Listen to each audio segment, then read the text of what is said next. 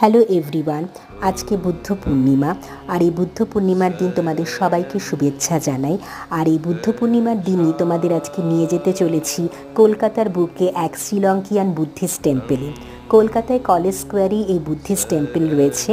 এর নাম হচ্ছে মহাবোধি সোসাইটি অফ ইন্ডিয়া। এখানে গেলেই তোমরা দেখতে পাবে এর দেওয়ালে বুদ্ধদেবের জীবনের সব জীবন কাহিনীগুলো সুন্দর করে খোদাই করা রয়েছে। অদ্ভুত সুন্দর জায়গাটা, খুবই পিসফুল। আমার তো ভীষণই ভালো লেগেছে, তোমাদেরও গেলে ভীষণ ভালো লাগবে। অদ্ভুত একটা শান্তি পাওয়া যায়। আর আজকে বুদ্ধ পূর্ণিমার দিন গেলে তো অবশ্যই ভালো লাগবে। এখানে সকাল 6টা থেকে রাত্রি 8টা অবধি খোলা থাকে। বিকেলবেলা 6টার সময় প্রেয়ারও হয়। তো আমার তো ভীষণই ভালো লেগেছে।